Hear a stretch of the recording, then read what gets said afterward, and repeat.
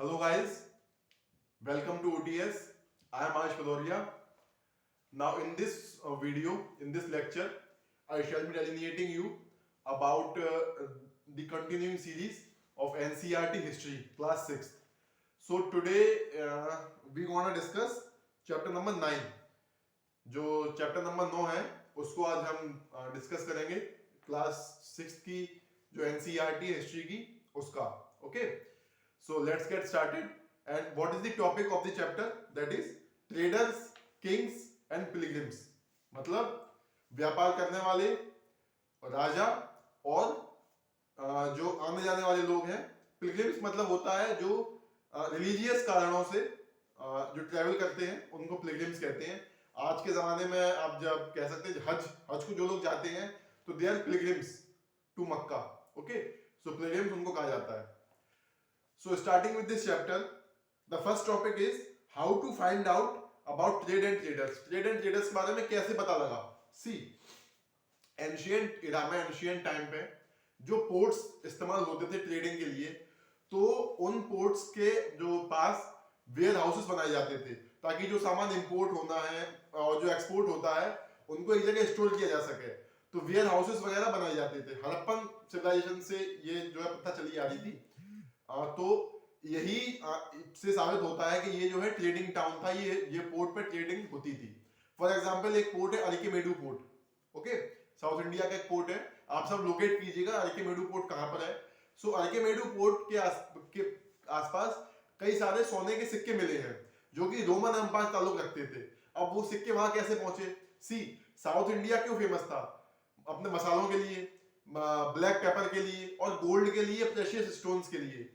In fact paper इतनी export होती थी इंडिया से रोमन सिविलाइजेशन में, रोमन जो एम्पायर था उसमें, कि उसको जो है ब्लैक गोल्ड का नाम भी दिया जाता था.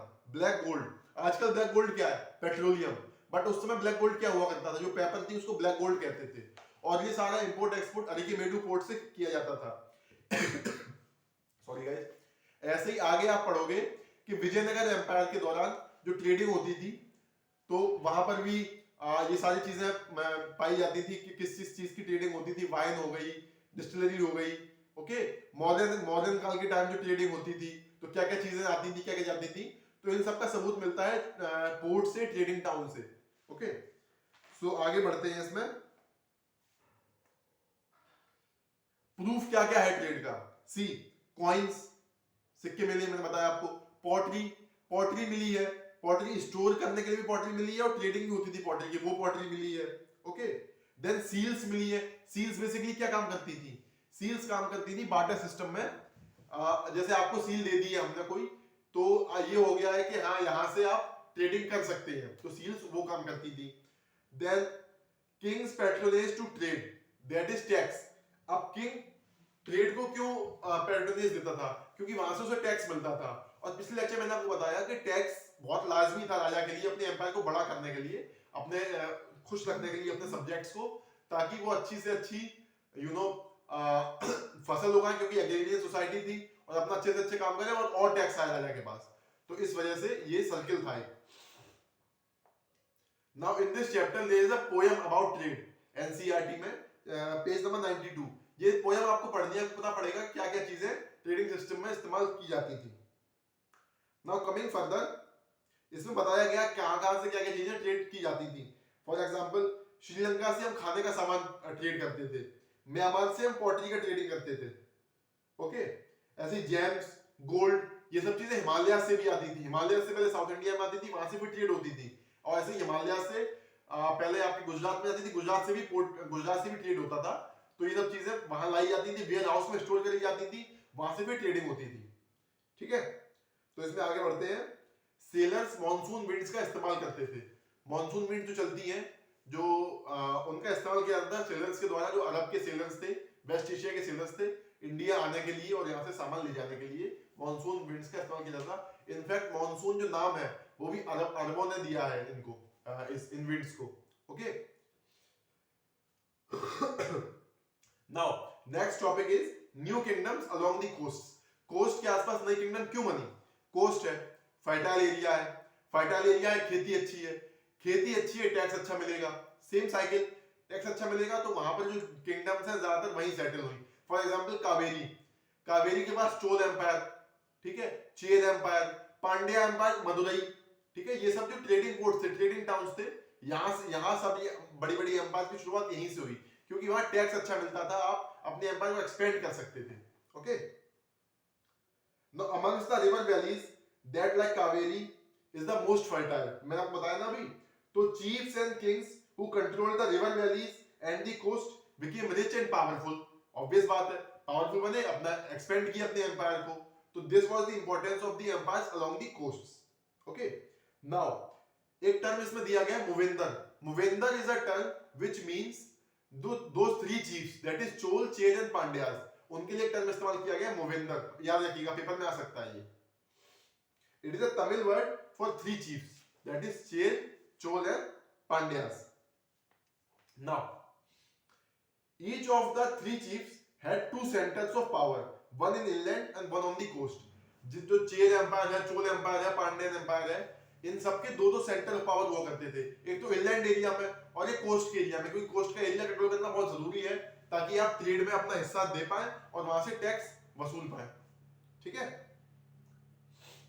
Now the chiefs did not collect regular taxes, instead they demanded and received gifts from the people. वो टैक्स डिमांड करते थे और गिफ्ट्स डिमांड करते थे लोगों से, और वहां उन्हें वो गिफ्ट्स मिलते थे।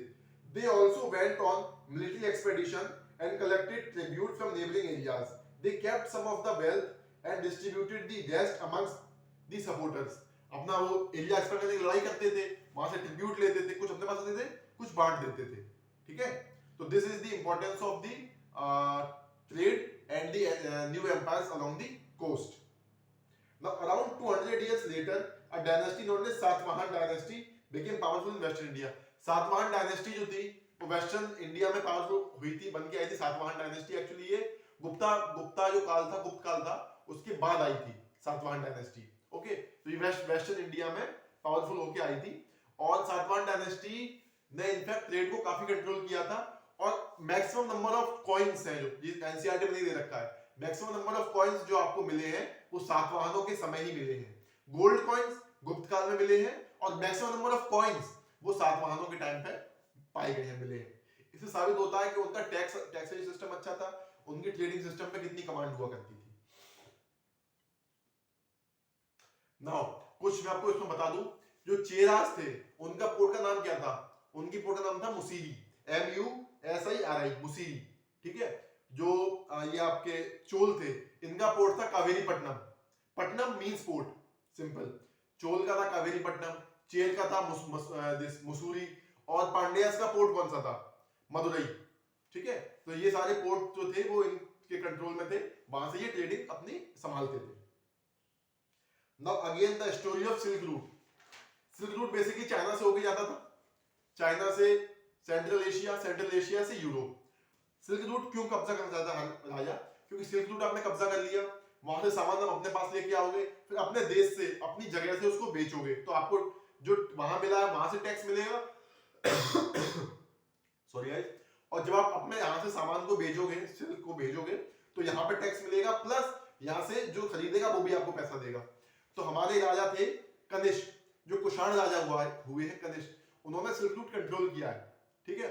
तो वो सिल्क रूट पे कंट्रोल किया, उन्होंने सेंट्रल एशिया पे कब्जा किया था, तो उन्होंने सिल्क रूट कंट्रोल किया। गोल्ड कॉइन्स, इसीलिए कुषाण कनिष्क के टाइम में भी गोल्ड कॉइन्स अच्छे खासे थे, क्योंकि उन्होंने वो सिल्क रूट कंट्रोल करके अपनी तरफ से उसको लिया, अपने यहाँ से उसको एक्सपोर्ट किया बाहर की दुनिया में, तो पैसा मिला, ट्रेडिंग अच्छी हुई, पैसा मिला। ये सिल्क रूट इंडिया से होके जाता था, गुजरात पोर्ट से ये जाता था, गुजरात में पोर्ट है उससे जाता था ये, और ये अफगानिस्तान में बामियान जगह है वहां से पास होता था, ओके। और फाइनली ये यूरोप में जाके खत्म होता था। ये बेसिकली शुरुआत किसने की थी? चाइना ने। वही सब दिया है, मैंने आपको बता दिया इसमें, और इस पे आगे बढ़ते हैं। अच्छा, इसमें थोड़ा कनिष्क के बारे में बताया गया है। कनिष्क के दो पावर सेंटर्स थे, एक मथुरा और एक Takshashila. Mathura again a temple town, ये मैंने बताया ना पिछले लेक्चर में, आपको याद होगा, टेंपल टाउन, एक टाउन जहां रिलीजियस चीजें बढ़ी, वहां लोगों को प्रॉफिट हुई, लोगों का आना जाना बढ़ा वहां पर, तो वहां पर जो है एक इकोनॉमी क्रिएट हुई, आसपास मंदिर बना, मूर्तियां बनी भगवानों की, तो वहां पर फिर और कॉबलर, गोल्ड स्मिथ और ये जो अलग अलग काम करने वाले लोग हैं उन्होंने भी दुकानें बसाई, एक प्रॉपर इकोनॉमी वहां पर क्रिएट हुई। ओके, तो Mathura is an example of temple town. ऐसी तक्षशिला, तक्षशिला में बेसिकली जो है मूर्तियां तक्षशिला में भी बनती थी, बुद्ध की मूर्ति तक्षशिला में बनती थी, बुद्ध की मूर्ति मथुरा में बनती थी, और जो कैपिटल थी कनिष्क की वो थी पेशावर। ओके, सो आप समझ सकते रूल इनका कितना बड़ा था। मथुरा, तक्षशिला, पेशावर तीनों पावर सेंटर्स थे कनिष्क के।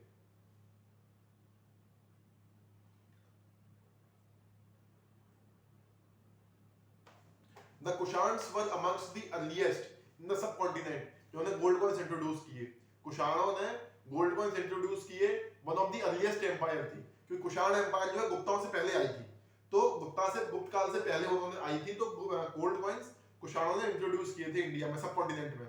ठीक है, now coming forward, the spread of Buddhism, Buddhism कैसे फैला। अच्छा, ये आप जो पिलग्रिम्स वाली बात है ना, वो यहाँ पर आई है कि बुद्धिज्म कैसे फैला। सी, यहां पर चाइना से लोग आए पिलग्रिम्स, कौन कौन आए, फायान, सी यू की, यांगसेंग, जुआंग, देन इत्सिंग, ये सब ट्रेवलर्स आए। अब ये किस किस समय पे आए ये आप सर्च करें, मैं चाहता हूं आप देखें, लिखें, सर्च करें किस किस टाइम पे आए, क्योंकि ये चैप्टर नहीं रखा तो मैं नहीं बता रहा हूं, आपको सर्च करें इसको कि कौन किस किस समय पे आया। यांगसेंग, फायान, इत्सिंग, जुआंगडेंग, ये सब कब कब आए। तो ये आए यहाँ पर, इन्होंने यहाँ बुद्धिज्म को पढ़ा, इनमें से कई लोगों ने तक्षशिला में पढ़ाई करी, यहाँ से वो बुद्धिज्म के कई सारी आर्टिफैक्ट्स चीजें यहाँ से लेके गए अपने देश, वहां जाके स्क्रिप्चर्स को कंपाइल किया, और इस तरीके से बुद्धिज्म चाइना में फैला। ऐसे धीरे धीरे चाइना से कोरिया, थाईलैंड, म्यांमार, इन सब जगह बुद्धिज्म धीरे धीरे करके स्प्रेड हुआ। ओके, शुरुआत कहां से हुई, इन चाइना के जब ट्रेवलर्स इंडिया में आए यहाँ से वो लेके गए, और बाकी जो सब कॉन्टिनेंट में एरिया है जो जिसको हम क्या कहना चाहिए, इंडो चाइना, आज जिसको हम इंडो चाइना कहते हैं, नीचे का एरिया, वहां पर बुद्धिज्म को फैलाया गया। ठीक है, मथुरा में, तक्षशिला में बुद्ध की मूर्तियां बनती थी। अब इसमें क्या डिफरेंस था, मथुरा की जो मूर्तियां होती थी बुद्ध की, वो थोड़ा सा सब कॉन्टिनेंट के हिसाब से बनाई जाती थी, थोड़ा सा इंडियन इंपैक्ट था उनके ऊपर, बॉडी लीन थी, आंखें बंद थी, ठीक है, और अलग अलग पोजीशंस में थी। तक्षशिला में जो बनाई गई थी उस पर थोड़ा सा ग्रीक इफेक्ट था, ग्रीक एंड रोमन इफेक्ट, थोड़ी मस्कुलर बॉडी, बुद्ध खड़े हुए हैं, थोड़ी सी बॉडी मस्कुलर है, उनके जो बाल हैं वो कर्ली हैं। मथुरा में जो मूर्तियां बनी थी उसमें कर्ली बाल नहीं थे, तक्षशिला में जो मूर्ति बनी थी उसमें कर्ली बाल थे बुद्ध के। ये थोड़े से डिफरेंसेस थे in the architecture making in Mathura and in Takshashila.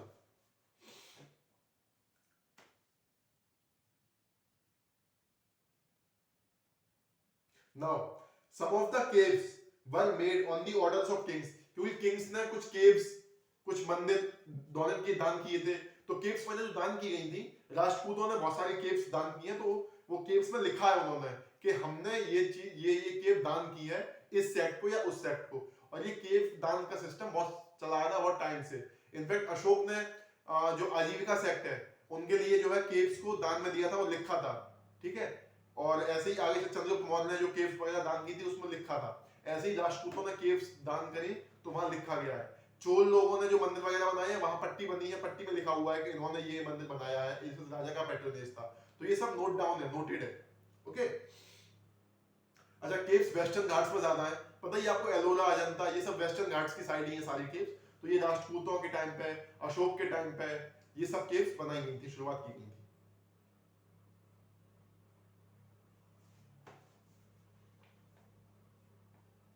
Now moving forward, Buddhism also spread southeastwards to Sri Lanka, Myanmar, Thailand and other parts of Southeast Asia including Indonesia. The older form of Buddhism known as Theravadi, जो थेरावादी Buddhism है या जो Hinayana Buddhism है, same चीज है दोनों में, ये पॉपुलर था इंडो चाइनीज एरिया में, जो मैंने बताया आपको, म्यांमार, इंडोनेशिया, इन सब जगह जो फेमस था वो थेरावादी बुद्धिज्म था या हिनायन बुद्धिज्म था, पुराना फॉर्म बुद्धिज्म है, ना कि महायान बुद्धिज्म। महायान दूसरा सेक्ट है, उसमें मूर्तियां वगैरह बनाई जाती है। हिनायन बुद्धिज्म में जो बुद्ध की असली वो थी, जो टीचिंग्स थी, उनको रखा गया है। ओके, अब आप क्या कहां का थेरावादी बुद्धिज्म, म्यांमार, इंडोनेशिया, थाईलैंड, ये तीन देश याद कर लीजिए, पेपर में आ सकते हैं, Myanmar, Indonesia and Thailand.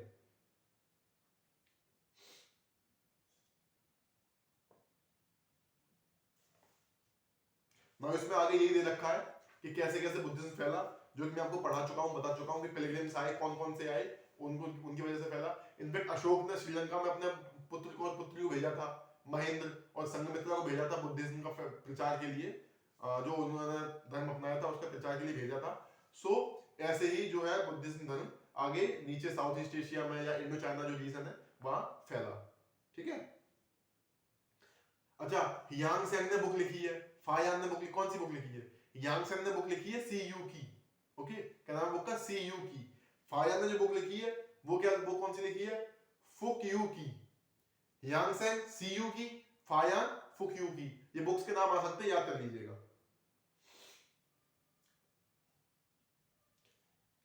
Juang Zhang के बारे में बताया गया। जुआंग ज़ैंग कौन था? जुआंग ज़ैंग बेसिकली हर्षवर्धन की मौत हो गई थी उसके बाद आया था, या फायान, जिसको फायान आए थे उसके बाद जुआंग ज़ैंग आया था। तो वो इंडिया आया, इंडिया से लैंड रूट लेके वापस गया चाइना में, और उसने बुद्धिज्म की कुछ चीजें लेके गया, बुद्धिज्म के बारे में लिखा, उसका प्रचार किया।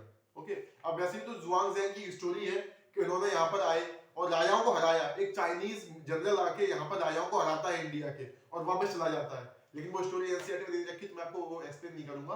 बहरहाल जुआंग ज़ैंग की स्टोरी काफी इंटरेस्टिंग है, कभी टाइम मिले तो पढ़िएगा जुआंग ज़ैंग। उसमें दे रखा है Nalanda, unique centre of Buddhism learning. Nalanda, Nalanda में एडमिशन कैसे होता था? आप जाते थे, गेट कीपर आपसे सवाल पूछता था, आप संतुष्ट उसको कर पाते थे अपने जवाबों से, तो अंदर एंट्री मिलती थी, वहां पढ़ाई होती थी। वहां बुद्धिज्म की काफी सारी किताबें रखी हुई थी। नालंदा जला दी गई, बख्तियार खिलजी भाई ने नालंदा जला दी थी। तो इस वजह से काफी बुद्धिज्म के जो स्क्रिप्चर्स थी, काफी किताबें थी, वो जल के राख हो गई थी। ओके, तो नालंदा बेसिक फायर नालंदा में पढ़ा, फायर। और जो ये आपके चाणक्य वगैरह है, उन्होंने तक्षशिला यूनिवर्सिटी वगैरह में पढ़ाया है। तो यूनिवर्सिटी का कल्चर इंडिया बहुत पहले से था, पढ़ाई पर बहुत ज्यादा जोर दिया जाता था यहाँ पर। फिलोसफिकल, आइडियलिस्टिक प्लस मेटीरियलिस्टिक, हर चीज को कंसर्न रख के पढ़ाई होती थी यहाँ पर, यूनिवर्सिटीज वगैरह थी। और धीमे धीमे अब उनके रिमेन्स हैं, क्योंकि वो जला दी गई, खत्म हो गई। तो वही नालंदा के बारे में दिया हुआ है, उसके एडमिशन प्रोसीजर के बारे में दिया हुआ है, और फायर वगैरह वहां पे पढ़े वो बताया गया है। बुद्धिज्म का कलेक्शन था नालंदा में, ये बताया गया है। Okay, now next topic is the beginning of भक्ति मूवमेंट। सी, भक्ति मूवमेंट स्टार्ट हुआ कैसे? जो गुप्त एम्पायर थी, गुप्त काल था, वो वैष्णवाइट्स थे। ठीक है, भगवान विष्णु और इन सब में काफी मानते थे वो। तो मूर्तियां बनना, क्योंकि वो पुराण थे, पुराण उस समय कंपाइल हुए। अब पुराणों की बेसिस के ऊपर मूर्तियां बनी। पुराण में लिखा हुआ है कि बारह अवतार था, जो एक सूअर के रूप में भगवान विष्णु धरती माँ को बचा के लेके आए, तो उसी के हिसाब की मूर्तियां बनी। अब मूर्तियां बन गई हैं, उनको रखोगे कहां पे? ठीक है, भगवान का भी घर होगा ना, तो मंदिर बने। ऐसे ग्रेजुअल डेवलपमेंट हुआ। पहले पुराण बने, पुराणों से फिर मूर्तियां बनी, फिर मूर्ति रखने के लिए मंदिर बनाए गए। ठीक है, और फिर लोगों ने इंडिविजुअल भगवान को अपना इष्ट देव मान लिया और उनकी भक्ति करने लगे, उनके बारे में गाने लिखे, उनका जो प्रचार प्रसार किया अपने एरिया में। तो इस तरीके से भक्ति मूवमेंट शुरू हुआ। अगर कोई आपसे बोलता है भक्ति मूवमेंट जो है 9th सेंचुरी में शुरू हुआ, 10th में शुरू हुआ, या मुस्लिम एरा के बाद शुरू हुआ, तो वो गलत है। भक्ति मूवमेंट बेसिकली गुप्त काल से शुरू हो गया था। ओके, और ये आगे जाके बहुत डेवलप हुआ, क्योंकि आगे जाके भक्ति, सूफी, इनका मिक्सचर हुआ और अलग अलग ब्रांचेस बटी, तभी ये और ज्यादा डेवलप हुआ। शंकराचार्य जो थे, आदिदेव शंकराचार्य, उनकी आने का भक्ति मूवमेंट थोड़ा और स्प्रेड हुआ, लेकिन शुरुआत भक्ति मूवमेंट की जो गुप्त काल थी वहीं से हो गई थी, क्योंकि ट्रेड अच्छी थी, अच्छा पैसा था, तो वो टेंपल वगैरह बनवा सकते थे, खर्च कर सकते थे इन सब में। तो उन्होंने ब्राह्मणों को पैट्रोनेज दिया और मंदिर बनवाए, तो भक्ति मूवमेंट यहां से इसकी शुरुआत हुई। ओके, यही सब दे रखा है पूरा इसमें।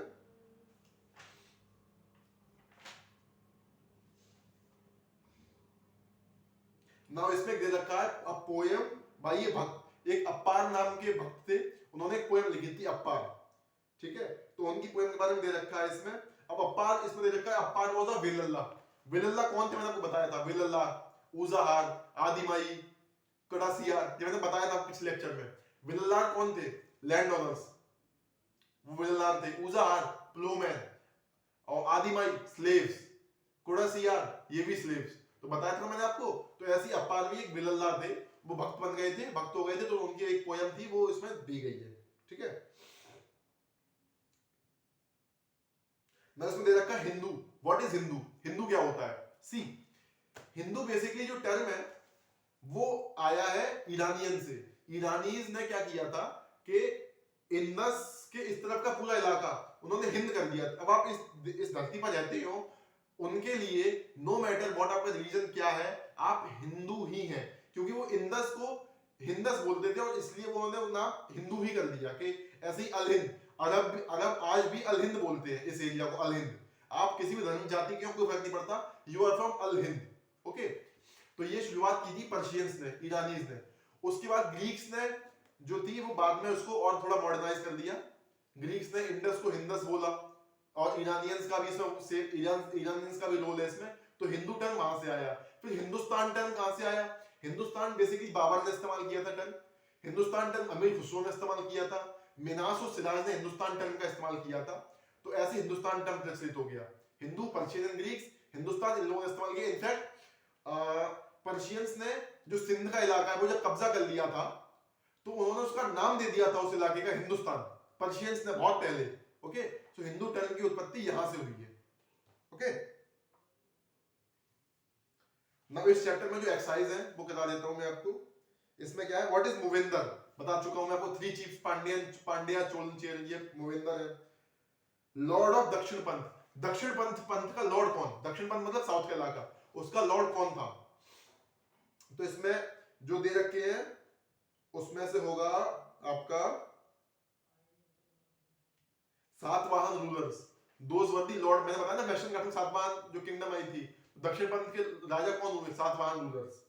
नाउ अश्वघोष, अश्वघोष कौन थे? जिन्होंने बुद्ध चरित लिखी। इनफैक्ट अश्वघोष के बुद्ध चरित लिखने के बाद ही चरित लिखने का सिस्टम है, दैट इज कैरेक्टर लिखने का सिस्टम, वो इन्हीं के बाद ही शुरू हुआ, अश्वघोष के बाद। और ये कनिष्क के टाइम पे थे। इनफैक्ट 4th बुद्धिस्ट काउंसिल जो कनिष्क ने करवाई थी कश्मीर में, कश्मीर में, उसमें अश्वघोष ही उसके प्रेसिडेंट थे। ओके, अगला है व्हाट इज बोधिसत्व। बोधिसत्व क्या होते हैं? बोधिसत्व एक्चुअली वो लोग होते हैं जो मेडिटेशन करके ज्ञान को प्राप्त कर चुके हैं, लेकिन वो जमीन पर रहते हैं और लोगों को हेल्प कराते हैं ज्ञान प्राप्त करने में। Those are Bodhisattva. ओके, ये महायान बुद्धिज्म का पार्ट है।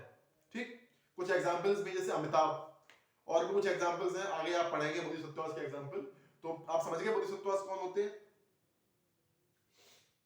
इसमें दिया है महायान बुद्धिज्म, तो मैंने बताया ना महायान बुद्धिज्म का पार्ट है, वही इसमें दे रखा है।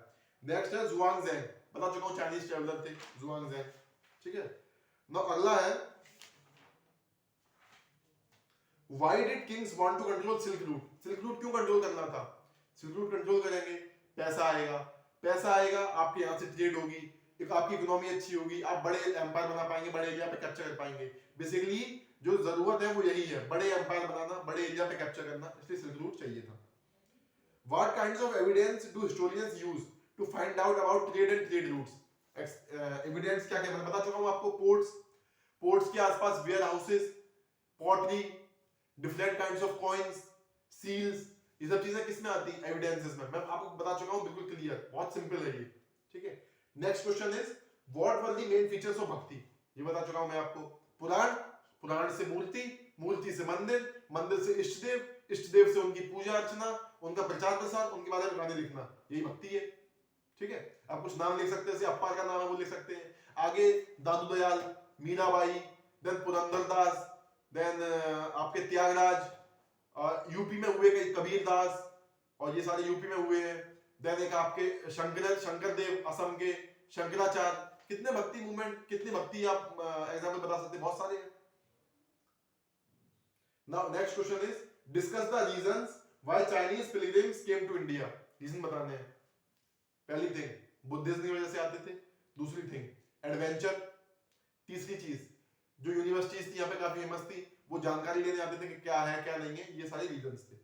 Next question is why do you think ordinary people were attracted to bhakti. Bhakti की तरफ ऑर्डिनरी पीपल अट्रैक्ट क्यों हुए? अच्छा क्वेश्चन है, बहुत डीप क्वेश्चन है। सी, भक्ति मूवमेंट का एक क्या सीन था कि उसमें जो कास्ट सिस्टम था वो एनाइलेशन हो जाता था कास्ट सिस्टम का। आप अनटचेबल हो, आप राजपूत हो, ब्राह्मण हो, कुछ भी हो, भक्ति मूवमेंट अगर आप भक्ति मूवमेंट में आ गए तो फिर वो चीज खत्म हो जाती थी। समान ट्रीटमेंट, सबको इक्वल रखना, ये भक्ति मूवमेंट का एक प्रिंसिपल था। तो इसीलिए कॉमन लोगों में जो थोड़े डाउन रोड थे, भक्ति मूवमेंट काफी फेमस हुआ, क्योंकि उनको सोसाइटी में स्टेटस दिया गया, उनकी इज्जत हुई सोसाइटी में, इसलिए कॉमन पीपल जो थे वो भक्ति मूवमेंट का अट्रैक्टेड काफी हुए थे। ठीक है, इस चैप्टर में इतना ही है। I will meet you in another one. Hope you have learn something new in this lecture. तब तक के लिए पढ़ाई करें, अपना ध्यान रखें एंड जय हिंद।